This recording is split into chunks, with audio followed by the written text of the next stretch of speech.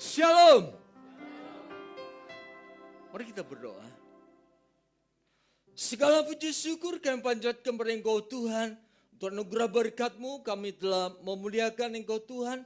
Menyanyi dan menyembah. Dan biarlah hanya Engkau saja yang kami sembah dalam dunia ini. Syukur dan terima kasih untuk kesempatan yang Engkau berikan kepada kami. Sehingga kami dapat kembali mendengarkan firman Tuhan. Biarlah berikan kepada kami hati yang lapar dan haus akan firman Tuhan. Roh yang bertekun terhadap pengajaran-pengajaran firman Allah. Sehingga firman Allah itu menjadi firman yang tertanam, bertumbuh dan berbuah dalam kehidupan kami. Kami tidak hanya menjadi pendengar, tetapi juga menjadi pelaku-pelaku firman Allah supaya realita Allah terjadi dan nyata dalam kehidupan kami. Urapi kami semua dengan Roh Kudus dan kuat kuasa Tuhan hadir pada saat kami mendengarkan firman Tuhan. Di dalam nama Tuhan Yesus kami berdoa. Haleluya. Amin. Mari saudara kita bangkit berdiri.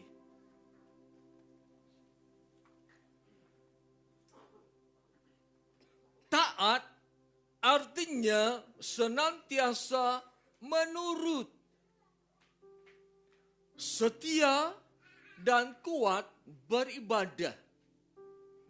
Ketika orang percaya berkata, saya adalah orang yang taat kepada Tuhan. Berarti dia senantiasa menurut kepada Tuhan.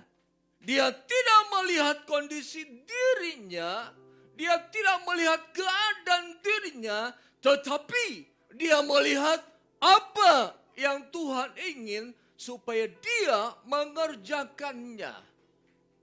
Taat kepada Tuhan berarti dia berlaku setia kepada Tuhan. Tidak ada waktu di mana dia melupakan Tuhan. Tidak ada waktu di mana dia meninggalkan Tuhan. Tidak ada waktu di mana dia tidak bersama dengan Tuhan. Dalam seluruh keadaan hidupnya, dia selalu setia kepada Tuhan. Taat kepada Tuhan berarti kuat dalam beribadah kepada Tuhan. Orang yang mengaku dirinya Kristen harus memiliki kekuatan untuk selalu beribadah kepada Tuhan. Inilah yang dinamakan dengan ketaatan. Ketaatan di zaman akhir ini sangat penting bagi kita. Dan kita harus menjadi orang yang selalu taat kepada Tuhan. Dunia yang akan berakhir ini akan mengacau balaukan kehidupan manusia. Orang Kristen termasuk di dalamnya juga adalah orang-orang yang akan dikacaukan oleh kuasa yang berasal dari setan.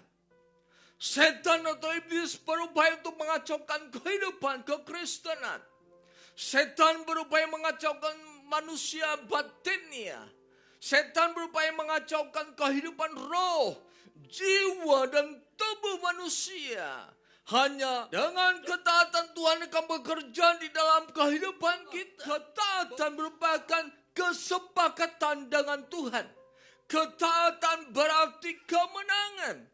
Orang yang hidupnya taat kepada Tuhan, pasti dia akan memperoleh kemenangan. Orang yang taat kepada Tuhan, pasti dia menjadi seorang pemenang atas setiap permasalahan.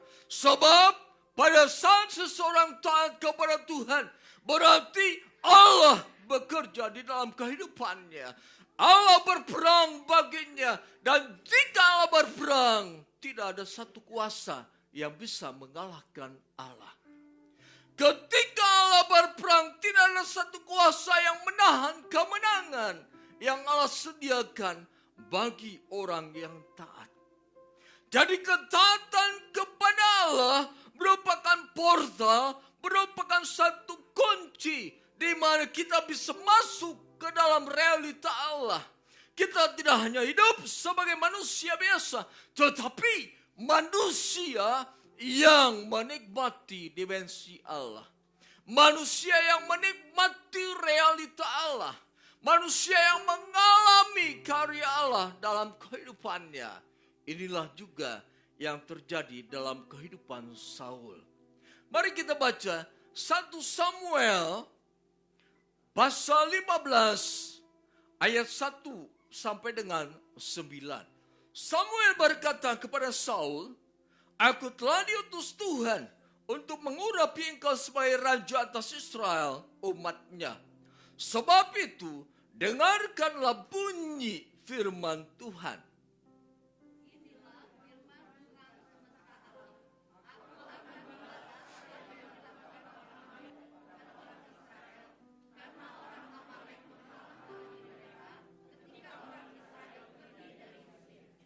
Sekarang, pergi dan kalahkanlah Amalek. Tumpaslah segala yang ada padanya dan jangan mengasihani mereka.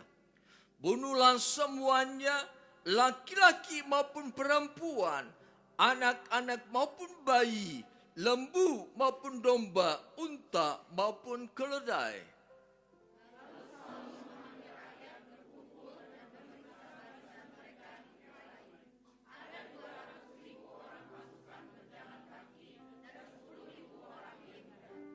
Saul sampai ke dekat kota orang Amalek dan menyuruh orang ke Wadi untuk mengadang.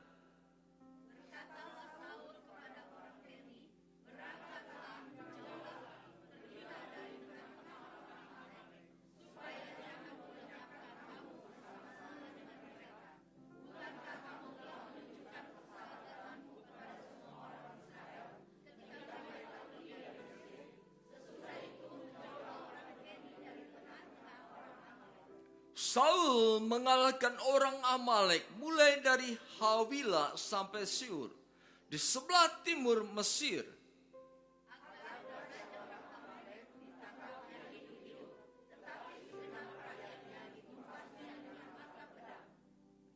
Tetapi Agag dibiarkan hidup oleh Saul dan rakyat.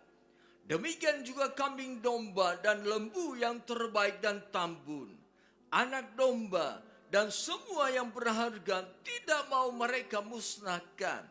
Tetapi semua yang tidak berharga dan buruk mereka musnahkan. Ikuti kata-kata saya. Tuhan, berikanlah kepadaku roh yang bertekun dalam pengajaran firman Tuhan. Tuhan, berikanlah kepadaku roh yang lapar dan haus akan firman Tuhan. Tuhan, berikanlah kepadaku roh yang selalu mau dengar-dengaran kepada Tuhan. Puji Tuhan, silakan duduk. Di dalam ayat yang ke-1 dan kedua serta ketiga, di sana Tuhan berfirman kepada Saul. Tuhan berkata supaya Saul mengalahkan orang Amalek. Mengapa Tuhan berkata Saul kalahkan orang Amalek?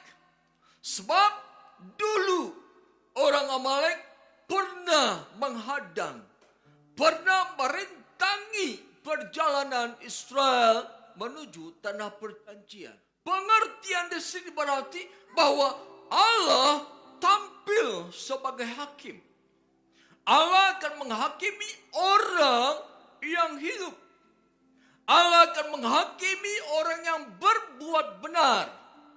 Allah akan menghakimi orang yang berbuat salah. Setiap gerak kehidupan manusia tidak akan luput dari perhatian Allah. Setiap perbuatan yang dibuat oleh manusia itu diperhatikan oleh Allah. Jangan kita berpikir penghakiman akan terjadi nanti setelah kita meninggal. Penghakiman terhadap manusia terjadi ketika manusia itu juga hidup di dalam dunia. Rasul Paulus, apa yang engkau tabur itu akan engkau tuai. Dengan kata lain, manusia, orang percaya harus memiliki satu kesadaran bahwa apapun yang saya perbuat, semua diketahui oleh Tuhan. Apapun yang saya perbuat, semua tercatat dalam buku kehidupan. Apapun yang saya perbuat di dalam kebaikan akan mendapatkan pahala yang dari Tuhan selama saya hidup di dalam bumi ini. Perbuatan jahat yang saya perbuat itu pun akan mendapatkan ganjaran selama saya hidup di bumi ini. Banyak manusia tidak sadar bahwa Allah yang Maha Kasih, Dia juga Allah yang tegas, tidak kompromi dengan dosa. Tidak ada istilah dosa besar dan dosa kecil. Tidak ada istilah dosa putih yang bisa tidak dianggap dosa oleh Allah. Dosa besar, dosa kecil, semua itu adalah dosa. Dosa putih itu juga merupakan dosa. Itulah yang sering kali kita dengar. Ada dosa putih, ada dosa hitam. Ada dosa besar, ada dosa kecil. Di dalam Alkitab tidak ada pernyataan dosa besar, dosa kecil. Yang ada di dalam Alkitab adalah dosa yang diperbuat oleh manusia. Yang ada di dalam Alkitab adalah dosa yang harus dipertanggungjawabkan oleh kehidupan manusia. Yang ada di dalam Alkitab, dosa akan mendapatkan ganjaran dari Allah. Saul mendengarkan firman Allah, tumpaslah Amalek, lenyapkan mereka dengan segala apapun yang mereka miliki. Domba, kambing, unta maupun keledai, tumpas semuanya. Artinya Allah berbicara kepada bangsa Israel. Allah berbicara kepada Saul, Saul, engkau hidup bukan karena barang jarahan. Engkau hidup bukan karena engkau mengambil domba, unta maupun keledai dan lembu orang Amalek. Tetapi engkau hidup karena aku. Engkau hidup karena Tuhan. Engkau hidup karena aku memiliki semuanya. Seringkali dalam kehidupan kita, kita berkata, kalau aku tidak mempunyai harta, aku tidak bisa hidup di dalam dunia ini. Seringkali kita berkata, kalau aku tidak mempunyai uang, aku tidak bisa hidup di dalam dunia ini. Kalau aku tidak mempunyai makanan minuman, aku tidak bisa hidup di dalam dunia ini. Satu prinsip yang salah yang harus kita rubah. Kita hidup bukan apa yang kita lihat. Kita hidup bukan karena makanan minuman. Kita hidup bukan karena harta. Kita hidup bukan karena uang. Tetapi kita hidup karena Allah yang menjamin kehidupan itu sendiri. Allah mengasihi kita. Allah tidak akan membiarkan kita sebagai umatnya minta-minta. Allah tidak akan membiarkan kita sebagai umatnya hidup di dalam kelaparan. Allah tidak meminta supaya kehidupan umatnya bergantung kepada sesama, bergantung kepada manusia. Tetapi Allah ingin supaya umatnya bergantung sepenuhnya kepada Allah. Apapun yang kau kerjakan pada saat ini, mungkin tidak menghasilkan uang yang cukup untuk menjalani kehidupan 2 atau 3 hari. Tetapi peganglah firman Allah, bahwa segala sesuatu yang materi bukan jaminan kita hidup berketerusan. Yang menjadi jaminan dalam kehidupan kita, Allah yang kita sembah adalah Allah yang memiliki dunia dan segala isinya.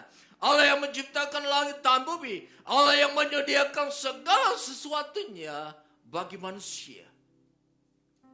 Terlebih lagi bagi setiap orang yang percaya kepadanya. Setiap orang yang beriman, pemazmur katakan, mereka bagaikan biji mata Allah. Saul Saulus atau Paulus katakan, Allah tidak mungkin membiarkan orang percaya. Saulus berkata, Allah tidak mungkin membiarkan kehidupan orang percaya terlunta-lunta. Paulus berkata, Allah tidak mungkin meninggalkan mereka. Sebab Allah yang disembah oleh orang percaya adalah Allah yang setia. Allah yang akan terus berfirman kepadanya. Allah yang akan terus menyertai umatnya. Allah yang akan terus membela umatnya. Allah akan terus melaksanakan apa yang dia firmankan. Bahwa umatnya jangan khawatir tentang hari esok. Umat Tuhan jangan khawatir tentang hal makanan dan minuman. Apa yang akan ku makan dan ku minum. Apa yang akan ku pakai. Biaya-biaya kehidupan untuk hari esok. Tidak usah kita khawatir. Sebab itu dicari oleh orang-orang yang tidak mengenal Allah. Samakan dirimu dengan apa yang Allah firmankan. Jangan samakan dirimu dengan dunia. Jangan samakan dirimu dengan cara hidup dunia. Samakan dirimu dengan cara hidup yang ditentukan oleh Allah. Bahwa segala sesuatu yang Allah ciptakan, Allah sediakan bagi setiap orang yang percaya. Mulai ketika kita ada di dalam kandungan, Allah menenun kita, pemazmur katakan. Ketika kita di dalam kandungan, Allah menenun kehidupan kita. Allah membentuk kehidupan kita. Allah memberikan makanan minuman kepada kita pada saat kita di dalam kandungan. Tidak pernah Allah membiarkan kita ketika kita ada di dalam kandungan seorang ibu. Di dalam kandungan Allah membentuk kehidupan kita. Di dalam kandungan Allah menyediakan segala keperluan kita. Di dalam kandungan Allah memberi kesehatan bagi kita. Setelah kita lahir ke dalam dunia, di sana juga Allah terus bekerja untuk mendatangkan kebaikan bagi kita. Dengan kata lain, setiap gerak kehidupan kita, setiap apa yang kita perbuat di bumi ini, semua diketahui oleh Allah. Apapun yang menjadi kebutuhan dalam kehidupan kita, semua diketahui oleh Allah. Dan Allah tahu kapan Dia akan memberikannya kepada kita. Jadi jangan khawatir dan jangan gelisah, sebab Allah yang kita sembah adalah Allah yang tahu tentang keberadaan kita. Allah yang akan selalu menjadikan kita sebagai seorang penabur, tetapi juga menjadikan kita sebagai seorang penuai.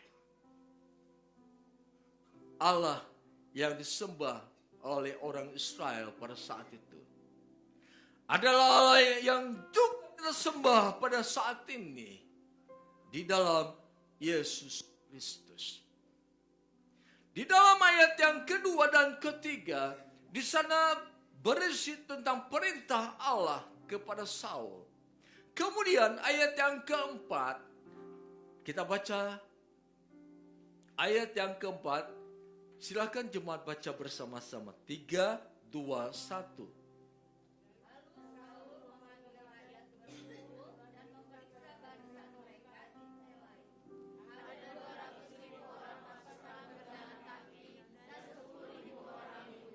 Ayat yang kelima.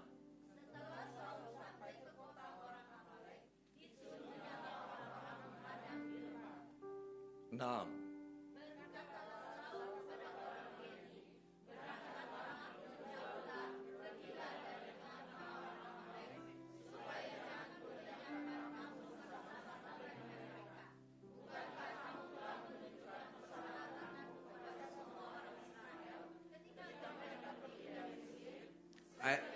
Ayat yang ke-7. Saul mengalahkan orang Amalek mulai dari Hawila sampai Sur di sebelah timur Mesir. Silakan jemaat ulangi ayat yang ke-7.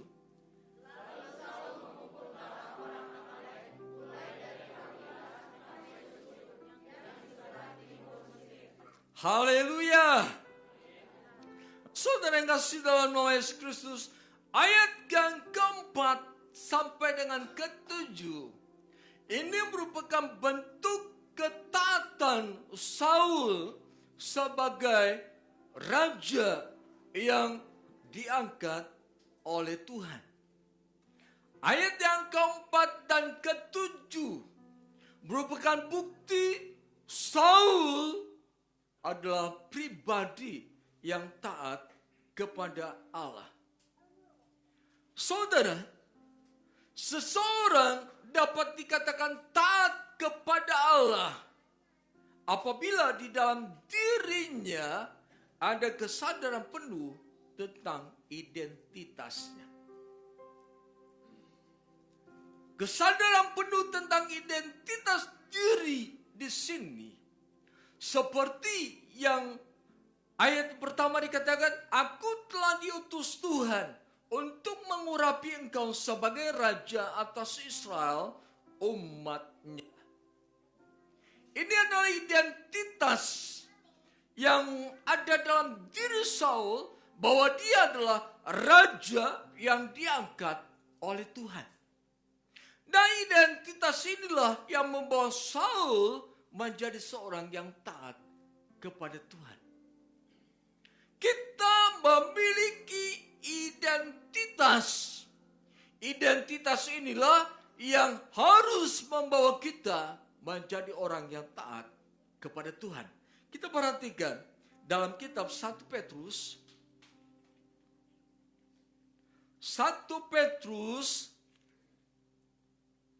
pasal yang ke-1 ayat 18 dan 19. Saya akan bacakan. Sebab kamu tahu bahwa kamu telah tebus dari cara hidupmu yang sia-sia, yang kamu warisi dari nenek moyangmu. Itu bukan dengan barang yang fana, bukan pula dengan perak atau emas, melainkan dengan darah yang mahal, yaitu darah Kristus yang sama seperti darah anak domba yang tak bernoda dan tak bercacat. Ketika seseorang hidup di dalam ketaatan, maka di dalam diri orang itu ada satu kesadaran bahwa dirinya seharusnya binasa, tetapi ditebus, dibayar lewat kematian Kristus. Nah, kesadaran akan identitas inilah yang akan membawa seseorang untuk berlaku taat kepada Allah. Ketika orang tidak berlaku taat kepada Allah, berarti dia melupakan identitas dirinya bahwa seharusnya dia binasa. Namun lewat kematian Kristus, dia diselamatkan. Orang yang sadar akan pengorbanan Kristus bagi dirinya, orang yang sadar bahwa dirinya seharusnya binasa, tetapi diselamatkan oleh Kristus, dia akan berlaku taat kepada Allah. Dia akan mendahului ketaatan kepada Allah daripada kehendak dirinya sendiri. Dia akan mengutamakan Allah daripada keinginan dirinya sendiri. Dia akan selalu belajar dengar-dengaran kepada Allah daripada dengar-dengaran kepada hatinya sendiri. Sebab dia memiliki keyakinan hati ini bisa berlaku licik. Tetapi Allah tidak pernah berlaku licik terhadap umatnya. Orang yang hidup di dalam ketaatan adalah orang yang selalu sadar siapa saya di hadapan Allah.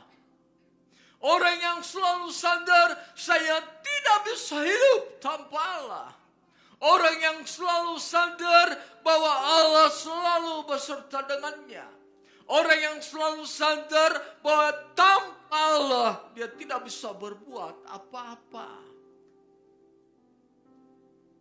Itulah orang yang taat kepada Allah. Sadar diri tentang apa yang sudah Tuhan perbuat baginya. Sadar diri bahwa Yesus mati baginya. Sadar diri bahwa dia ada pada saat ini adalah anugerah dan berkat yang daripada Tuhan. Paulus berkata, aku hidup karena kasih karunia Allah.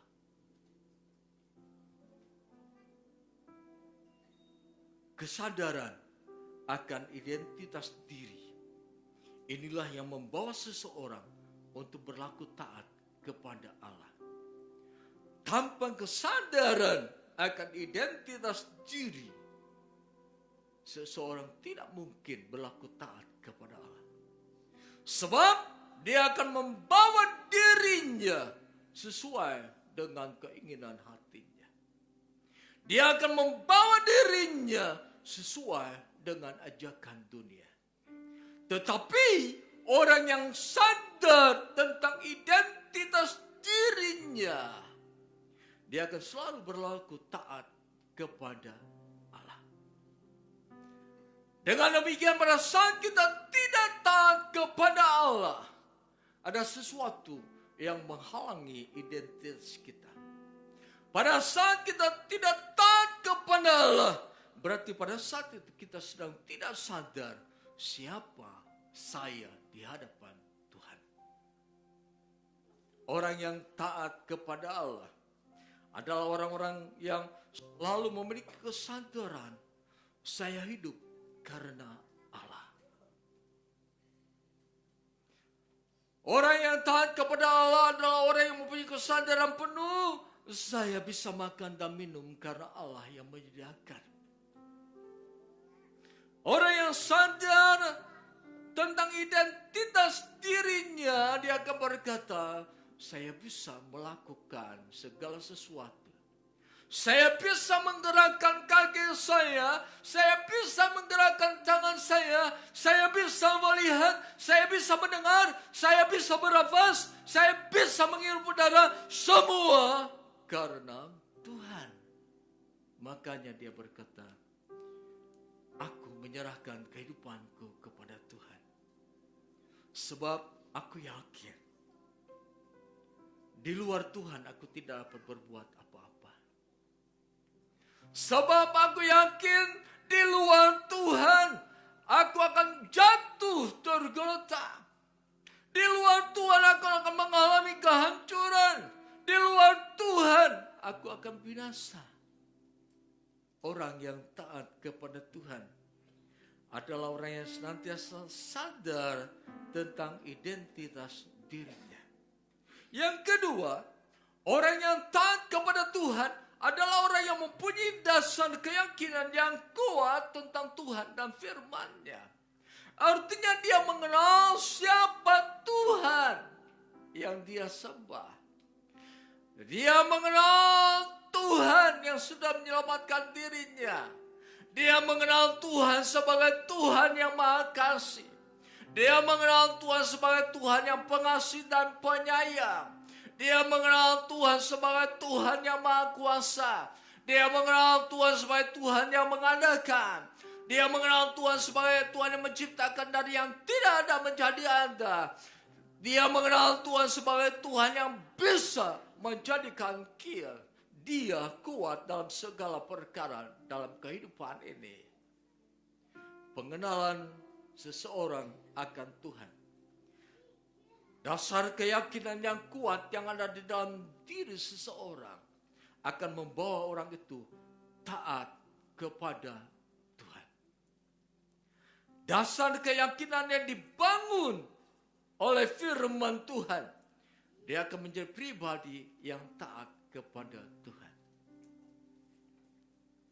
Misalnya begini, Firman Tuhan berkata, carilah terlebih dahulu kerajaan Allah dan kebenaran, maka semua itu akan ditambahkan kepadamu. Orang yang taat akan terus berupaya hidup berdasarkan firman Tuhan. Orang yang taat akan hidup berdasarkan apa yang dia dengar. Dia akan mengutamakan Tuhan. Lalu Tuhan menambahkan sesuatu kepadanya. Artinya, orang yang percaya tidak akan pernah mengalami kekurangan. Sebab firman Tuhan katakan, carilah dahulu kerajaan Allah dan kebenarannya, maka semua itu akan ditambahkan kepadamu. Artinya orang Kristen memiliki cukup persediaan untuk hidup. Tetapi ketika dia mengutamakan Tuhan, ketika dia mencari terlebih dahulu kerajaan Allah, maka yang ada ini bukannya berkurang, tetapi ditambah dan ditambahkan oleh Tuhan. Nah, kalau sudah memiliki dasar keyakinan yang kuat tentang firman Allah ini, kalau sudah memiliki dasar yang kuat tentang siapa Tuhan yang dia sembah, dia akan hidup taat kepada Tuhan. Dengan berkata, aku tidak khawatir tentang hari esok. Aku tidak takut tentang hari esok. Sebab aku memiliki Allah yang hebat. Aku memiliki Allah yang luar biasa. Aku memiliki Allah yang maha kuasa, yang sanggup menolong kehidupanku.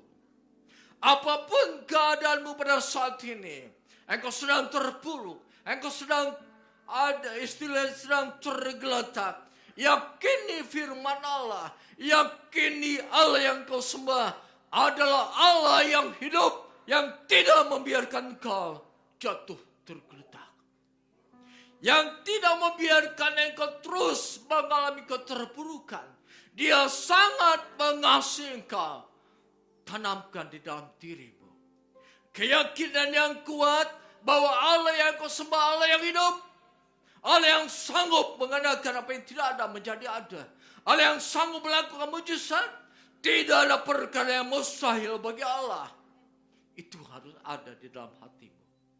Harus menjadi dasar keyakinan yang terus bertumbuh dan bertumbuh. Sehingga kau tercipta menjadi orang-orang yang taat kepada Allah.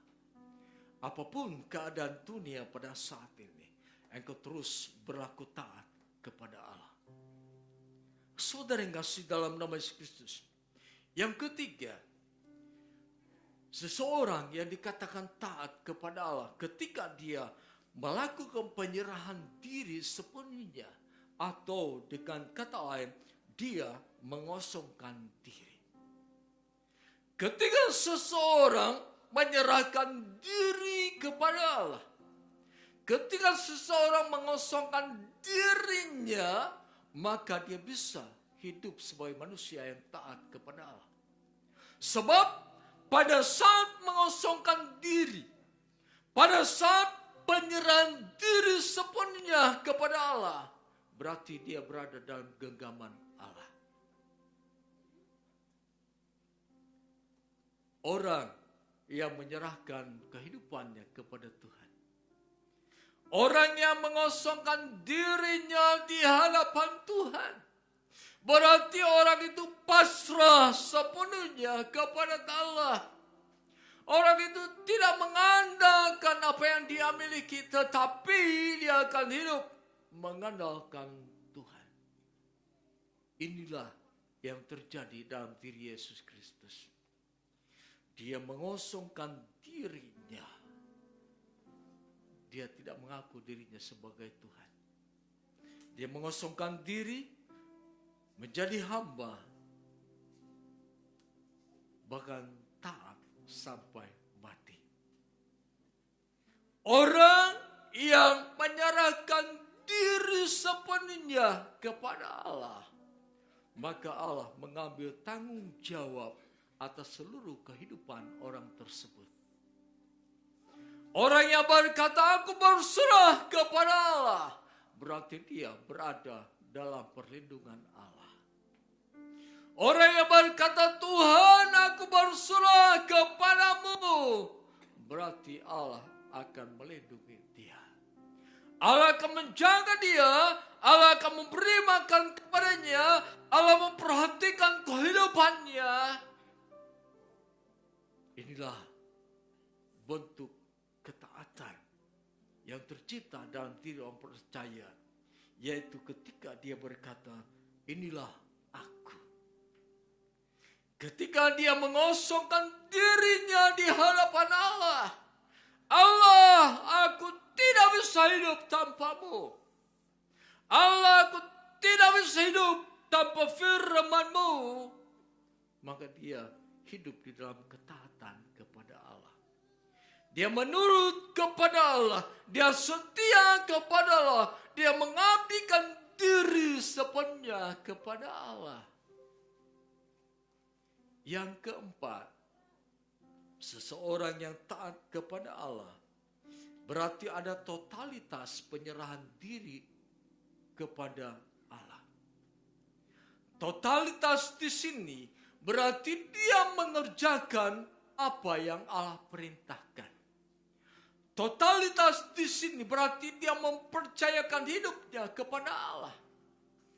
Ketika Samuel berbicara kepada Saul tentang perintah-perintah Tuhan yang harus dia lakukan, maka Saul mendengar ayat yang keempat sampai dengan ayat yang ketujuh, itu namanya totalitas yang ada di dalam diri Saul.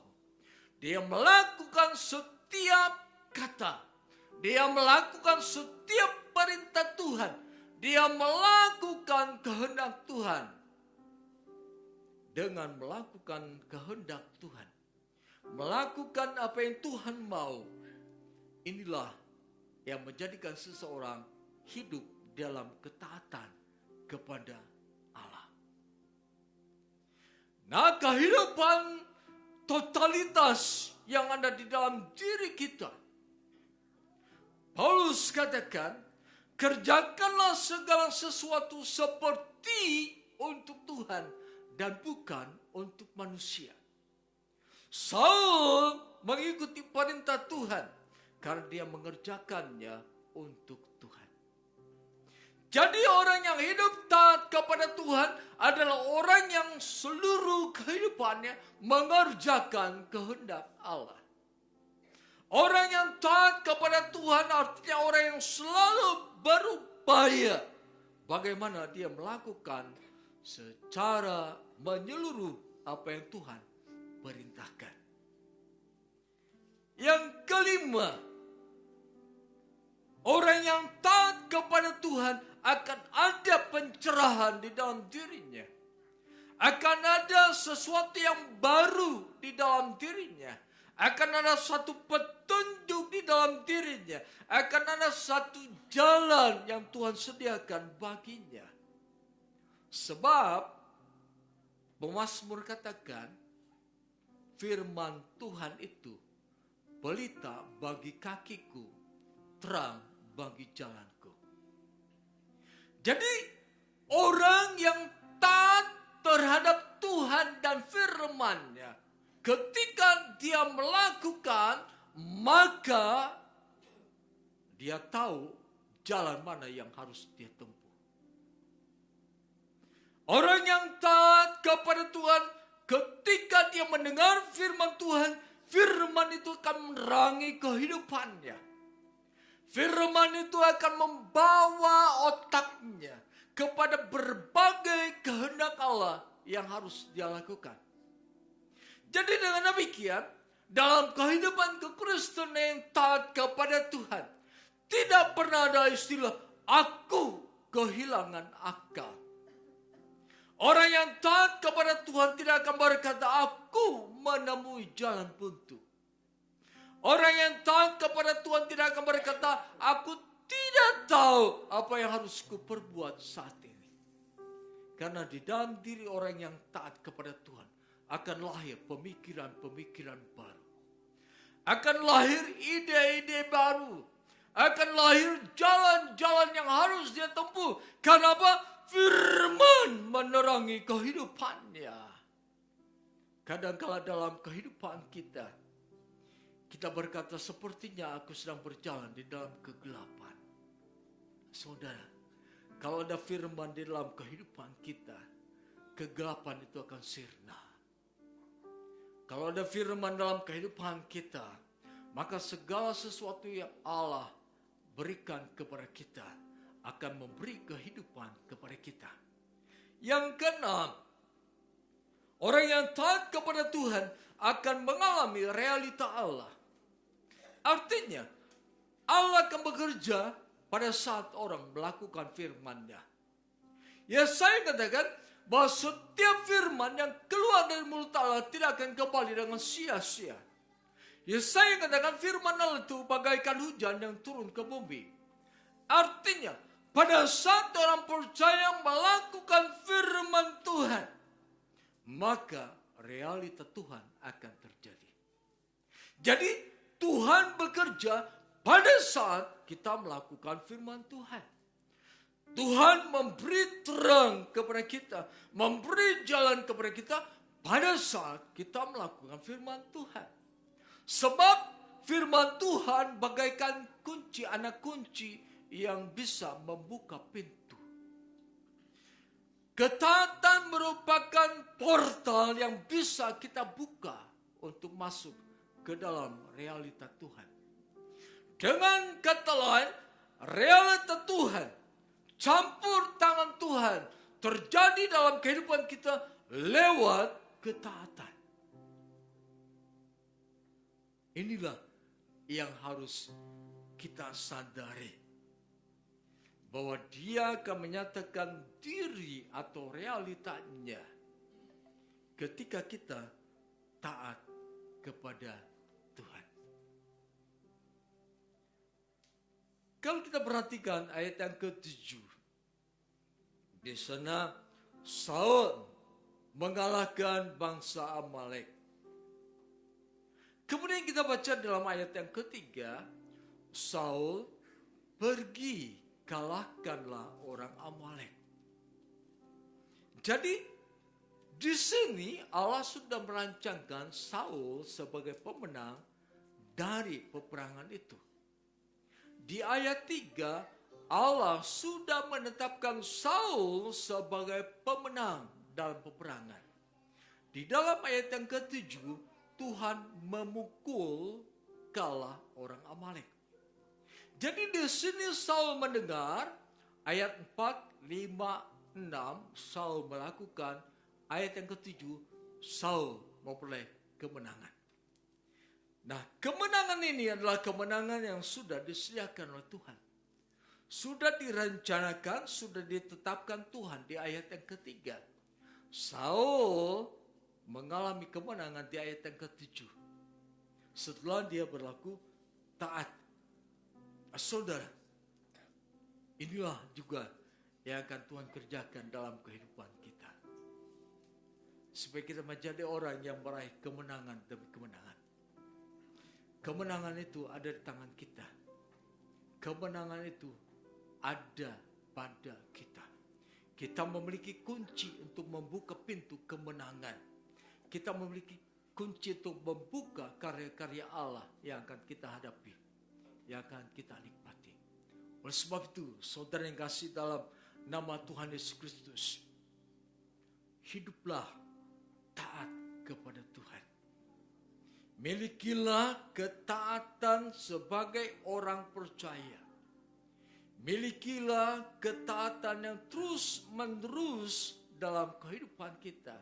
Sebab pada saat kita tidak taat kepada Tuhan, Tuhan akan memberikan ganjaran kepada kita.